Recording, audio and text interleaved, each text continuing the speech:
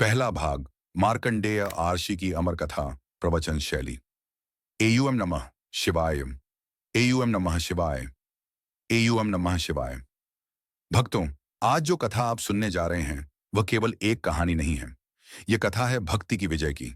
यह कथा है मृत्यु पर धर्म की जीत की। यह कथा है उस बालक की जिसके सामने स्वयं यमराज को भी झुकना पड़ा। यह कथा है महान शिव भक्त मार्कंडेय अर्षि की। भक्तों, बहुत प्राचीन काल की बात है। यह वह समय था जब पृथ्वी पर धर्म अपने शुद्ध स्वरूप में विद्यमान था। आर्षि मुनि तपस्या में लीन रहते थे और देवताओं का साक्षात अनुभव सामान्य बात मानी जाती थी। उसी काल में एक महान तपस्वी थे, अर्षि मृकंडु। वे वेदों के ज्ञाता, शिव के अनन्य भक्त और अत्यंत सात्विक जीवन जीने वाले महापुरुष थे। उनकी पत्नी भी उतनी ही पतिव्रता, साध्वी और शिव भक्ति में लीन थी। भक्तों, जीवन में सब कुछ होते हुए भी उनके जीवन में एक रिक्तता थी। वह रिक्तता थी संतान का अभाव। वर्ष बीतते गए, तप, जप, यज्ञ, व्रत सब कुछ किया गया, लेकिन संतान का सुख प्राप्त नहीं हुआ। रात्रि के सन्नाटे में जब सारा आश्रम सो जाता, तब आर्षि मृकंडु और उनकी पत्नी शिवलिंग के सामने बैठकर अश्रुओं के साथ केवल एक ही प्रार्थना करते, हे महादेव, यदि यह हमारा प्रारब्ध है कि हमें संतान न मिले तो हमें स्वीकार है, पर यदि आपकी कृपा से संभव हो तो हमें एक ऐसा पुत्र दीजिए जो आपका भक्त हो। भक्तों, जब प्रार्थना शुद्ध होती है, जब इच्छा स्वार्थ से नहीं श्रद्धा से जन्म लेती है, तो स्वयं भगवान प्रकट होते हैं। एक रात्रि गहन तपस्या के पश्चात आश्रम का वातावरण दिव्य प्रकाश से भर गया। शिवलिंग से स्वयं भगवान महादेव प्रकट हुए। उनका स्वर गंभीर था, करुणामय था। भगवान शिव ने कहा, वत्स मृकंडु, तुम्हारी तपस्या ने मुझे प्रसन्न किया है। मैं तुम्हें 2 वर देता हूं, परंतु चयन तुम्हें स्वयं करना होगा। पहला वर, तुम्हें एक ऐसा पुत्र मिलेगा जो अल्पायु होगा, केवल 16 वर्ष जीवित रहेगा, पर वह अत्यंत गुणवान, तेजस्वी, ज्ञानी और मेरा अनन्य भक्त होगा। दूसरा वर, तुम्हें एक दीर्घायु पुत्र मिलेगा, पर वह मूर्ख होगा, अधार्मिक होगा और जीवन भर तुम्हारे लिए कष्ट का कारण बनेगा। भक्तों, यह क्षण बहुत गहरा था। यह केवल वर का चयन नहीं था, यह जीवन की दिशा का चयन था। आर्षि मृकंडु ने बिना एक क्षण भी सोचे हाथ जोड़कर कहा, हे महादेव, मुझे ऐसा पुत्र नहीं चाहिए जो वर्षों जिए पर धर्म से दूर हो। मुझे वह पुत्र चाहिए जो भले ही कम जिए, पर आपके चरणों में जिए। महादेव मंद मुस्कुराए। उन्होंने वरदान दिया, ऐसा ही होगा। कुछ समय बाद आर्षि मृकंडु के घर एक बालक का जन्म हुआ। उस बालक का नाम रखा गया मार्कंडेय। भक्तों, यह कोई साधारण बालक नहीं था। बाल्यकाल से ही उसके नेत्रों में एक अलग तेज था। जहां अन्य बालक खेलकूद में मग्न रहते, वहां मार्कंडेय शिवलिंग के पास बैठा रहता। उसने वेदों का अध्ययन किया, शास्त्रों का ज्ञान प्राप्त किया, योग और तपस्या को जीवन का आधार बनाया। उसकी मां उसे देखती और मन ही मन प्रसन्न होती, पर उसके हृदय में एक पीड़ा भी थी। वह जानती थी उसका पुत्र 16 वर्ष से अधिक नहीं जिएगा। समय अपनी गति से चलता रहा। मार्कंडेय किशोरावस्था में प्रवेश कर गया। उसकी भक्ति और भी गहरी होती चली गई। एक दिन माता का धैर्य टूट गया। उन्होंने रोते हुए अपने पति से कहा, अब समय आ गया है, उसे सत्य बताना होगा। भक्तों, सत्य कभी छुपता नहीं। जब मार्कंडेय को यह बताया गया कि उसकी आयु केवल 16 वर्ष है, तो उसके चेहरे पर भय नहीं आया। वह शांत स्वर में बोला, यदि मेरी मृत्यु निश्चित है तो मैं मृत्यु से पहले अपने जीवन को भगवान शिव को समर्पित कर दूंगा। उस दिन के बाद मार्कंडेय ने संसार से विरक्ति ले ली। वह प्राचीन शिवालय में जाकर महामृत्युंजय मंत्र का अखंड जाप करने लगा। भोजन, निद्रा सब छूट गया। केवल एक ही लक्ष्य था, शिव स्मरण। और भक्तों, वह दिन भी आ गया जिस दिन उसकी आयु पूर्ण होने वाली थी। यमलोक में हलचल हुई। यमराज ने अपने दूतों से कहा, मार्कंडेय का समय पूर्ण हो चुका है, जाओ उसका प्राण लेकर आओ। यमदूत पृथ्वी पर आए, पर उन्होंने देखा एक बालक शिवलिंग से लिपटा हुआ है और महामृत्युंजय मंत्र का जाप कर रहा है। यमदूत कांप गए। वे यमराज के पास लौटे। तब स्वयं यमराज पृथ्वी पर आए और यहीं से, भक्तों, कथा का सबसे भयानक और दिव्य अध्याय आरंभ होता है। पर यह अध्याय आज यहीं विराम लेता है। पहला भाग समाप्त। भक्तों, जब मनुष्य को ये ज्ञात हो जाए कि उसका समय सीमित है, तब दो ही मार्ग होते हैं। एक मार्ग भय का, दूसरा मार्ग भक्ति का। जो भय को चुनता है वो जीवन भर मृत्यु से भागता रहता है, और जो भक्ति को चुनता है वो मृत्यु को भी अपने चरणों में झुका देता है। मार्कंडे ने भय नहीं चुना, उस बालक ने भक्ति को चुना। माता पिता का हृदय भीतर ही भीतर जल रहा था। पुत्र सामने था, जीवित, तेजस्वी, शांत, और उन्हें ज्ञात था कि समय धीरे धीरे समाप्ति की ओर बढ़ रहा है। पर मार्कंडे के चेहरे पर कोई चिंता नहीं थी, मानो मृत्यु उसके लिए कोई डर नहीं बल्कि एक परीक्षा हो। उसने एक दिन माता पिता के चरणों में प्रणाम किया और कहा, माता पिता, मुझे अब शेष जीवन शिव के चरणों में बिताने दीजिए। यदि मेरा अंत निश्चित है तो वो अंत भी प्रभु के स्मरण में हो। भक्तों, ये शब्द किसी साधारण बालक के नहीं थे, ये शब्द एक पूर्ण आत्मा के थे। मार्कंडेय उस प्राचीन शिवालय में पहुंचा जहां वर्षों से ऋषि मुनि तप करते आए थे।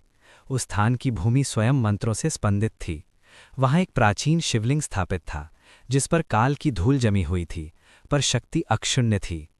मार्कंडेय ने शिवलिंग को स्नान कराया, बेलपत्र अर्पित किए और फिर एक संकल्प लिया। जब तक प्राण है तब तक शिव का नाम है, और जब प्राण भी न रहें तब भी शिव ही सत्य है। उसने महामृत्युंजय मंत्र का अखंड जाप आरंभ किया। दिन बीतने लगे, रात्रियां बीतने लगीं, भोजन छूट गया, नींद छूट गई, शरीर क्षीण होने लगा, पर आत्मा और अधिक प्रज्वलित होती गई। भक्तों, ये वही अवस्था होती है जहां देह हारने लगती है और आत्मा जागने लगती है। मार्कंडेय की आयु के दिन पूरे हो रहे थे। यमलोक में समय का लेखा देखा गया। यमराज ने कहा, आज वो घड़ी है जब नियम पूरा होना चाहिए। यमराज धर्म के अधिपति हैं। वे किसी से द्वेष नहीं रखते, पर नियम से विचलित भी नहीं होते। उन्होंने अपने दूतों को भेजा, पर जब यमदूत पृथ्वी पर पहुंचे तो जो उन्होंने देखा वो सामान्य नहीं था। एक बालक, आंखें बंद किए, शिवलिंग से लिपटा हुआ, महामृत्युंजय मंत्र का जाप कर रहा था। उसके चारों ओर एक अदृश्य तेज था। यमदूत आगे बढ़ ही नहीं पाए। वे लौट आए और यमराज से बोले, प्रभु, वो बालक साधारण नहीं है, वो शिव की शरण में है। यमराज गंभीर हो गए। उन्होंने कहा, धर्म का पालन करना मेरा कर्तव्य है, मैं स्वयं जाऊंगा। भक्तों, जिस क्षण यमराज पृथ्वी पर आए, आकाश का रंग बदल गया, वायु भारी हो गई, काल स्वयं चल पड़ा। यमराज ने देखा, मार्कंडेय की आयु पूर्ण हो चुकी है। नियम के अनुसार प्राणहरण आवश्यक है। उन्होंने अपने पाश को आगे बढ़ाया, पर उसी क्षण मार्कंडेय ने शिवलिंग को और कसकर पकड़ लिया। वो भय से नहीं, पूर्ण समर्पण से लिपटा था। यमराज का पाश शिवलिंग के चारों ओर चला गया, और भक्तों, यहीं से नियम टूटने लगे। जिस शिवलिंग को एक बालक ने अपने प्राणों से बचाने का आधार बनाया था, वो शिवलिंग अब स्वयं जाग उठा। भूमि कांपने लगी, आकाश गूंज उठा। शिवलिंग से तेज प्रकट हुआ, और उसी तेज से भगवान शिव स्वयं प्रकट हुए। उनका स्वर गरजता हुआ था, नेत्रों में क्रोध था, और मस्तक पर चंद्रमा शांत होकर भी साक्षी बन रहा था। भगवान शिव ने कहा, यमराज, मेरे भक्त के साधन में बाधा डालने का साहस किसने दिया? यमराज कांप उठे। उन्होंने हाथ जोड़कर कहा, प्रभु, मैं केवल अपना धर्म निभा रहा हूं। भगवान शिव का क्रोध शांत हुआ। उन्होंने कहा, धर्म वो नहीं जो नियम के नाम पर भक्ति को कुचल दे। जहां मेरी शरण हो वहां मृत्यु का अधिकार नहीं। भक्तों, उस क्षण यमराज ने समझ लिया, भक्ति नियम से भी ऊंची है। भगवान शिव ने अपने भक्त को देखा। मार्कंडेय अभी भी समाधि में था। उसे ज्ञात ही नहीं था कि मृत्यु स्वयं हार मान चुकी है। शिव ने कहा, वत्स, उठो, तुम्हारी आयु अब काल से मुक्त है। यमराज ने दंडवत प्रणाम किया। उन्होंने कहा, प्रभु, आज मुझे भी धर्म का नया अर्थ समझ आया। भगवान शिव ने मार्कंडेय को वरदान दिया, जब तक पृथ्वी पर धर्म रहेगा तब तक तुम जीवित रहोगे। तुम अमर नहीं, पर काल से बरे हो। भक्तों, यही वो क्षण था जब एक बालक महर्षि मार्कंडेय बन गया। ये कथा हमें सिखाती है, जो शिव को पकड़ लेता है उसे मृत्यु भी छोड़ देती है। और इसी के साथ दूसरा भाग यहीं पूर्ण होता है। दूसरा भाग समाप्त। भक्तों, जब भगवान शिव स्वयं प्रकट होते हैं तब केवल एक जीवन नहीं बदलता, बल्कि सृष्टि का नियम भी क्षण भर के लिए रुक जाता है।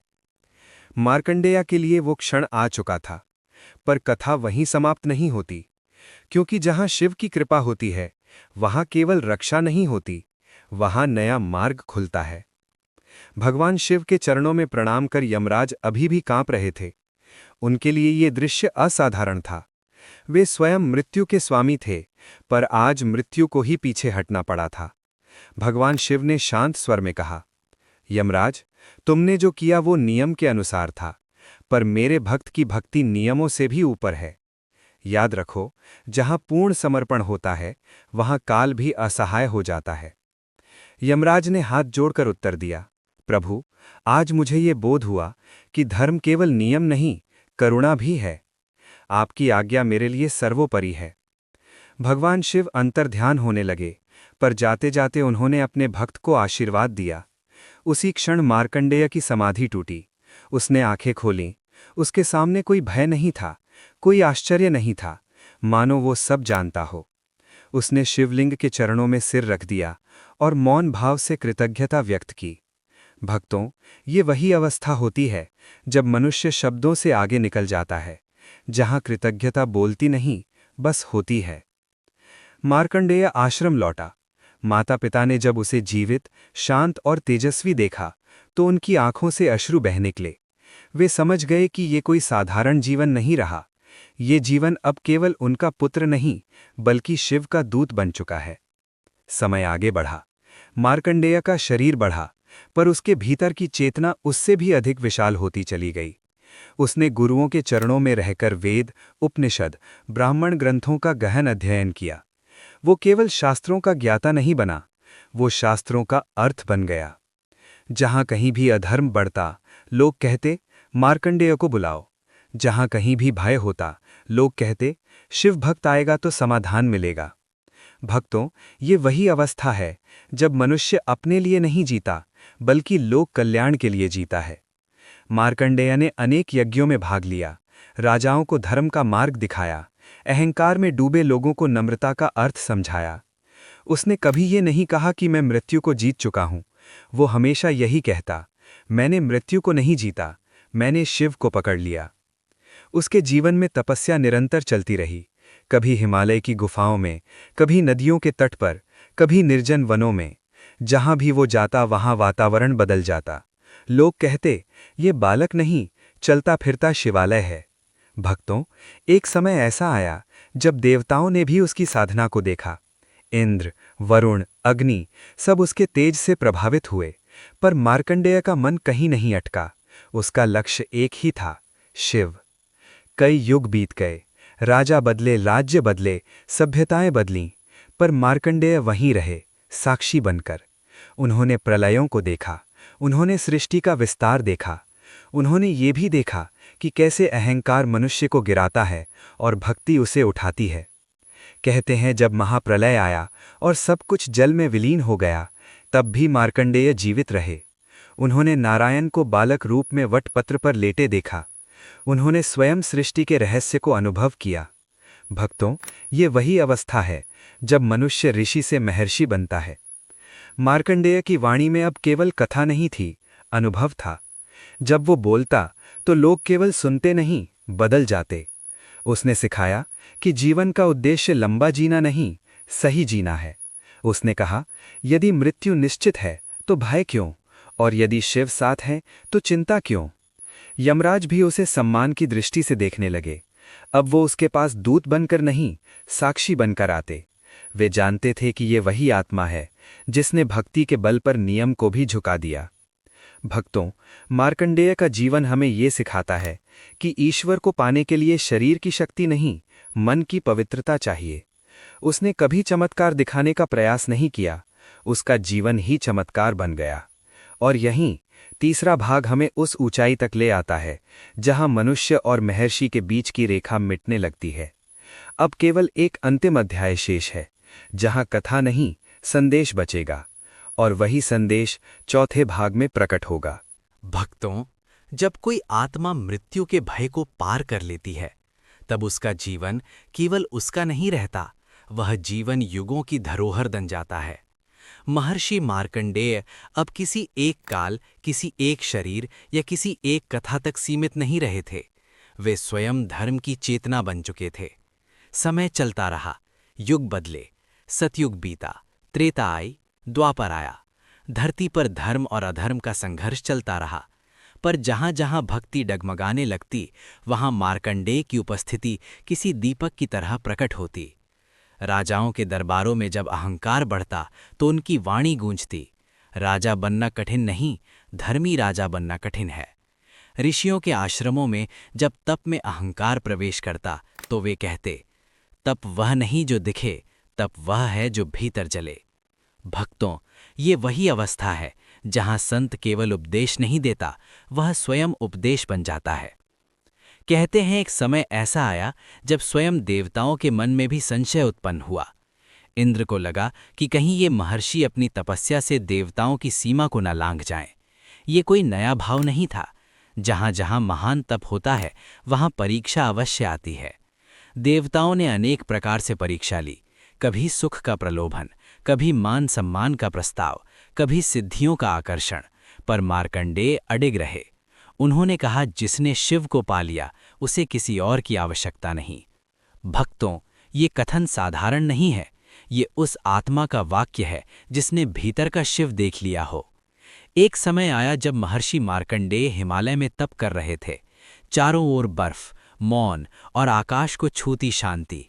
वहीं उन्होंने वर्षों तक केवल एक ही मंत्र का स्मरण किया, महामृत्युंजय मंत्र। पर अब वह मंत्र मृत्यु से रक्षा के लिए नहीं था, वह मंत्र लोक कल्याण के लिए था। उनकी तपस्या से पृथ्वी का संतुलन बदलने लगा। जहां रोग थे वहां शांति आई, जहां अकाल था वहां वर्षा हुई, जहां भय था वहां विश्वास जन्मा। भक्तों, जब साधक स्वयं के लिए नहीं सबके लिए तप करता है, तब वह ऋषि नहीं महर्षि कहलाता है। यमराज भी ये सब देख रहे थे।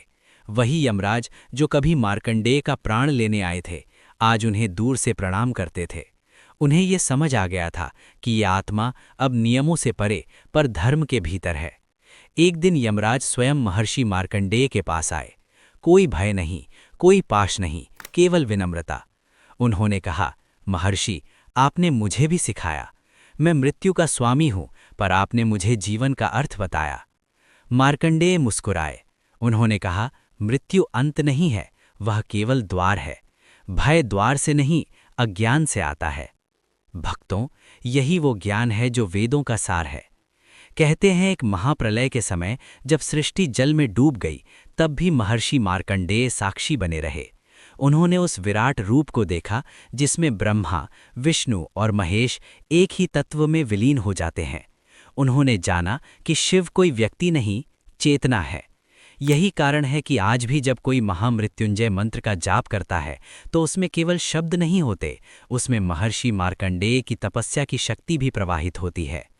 भक्तों, यह कथा यहीं समाप्त नहीं होती, क्योंकि यह कथा सुनाने के लिए नहीं, जीने के लिए है।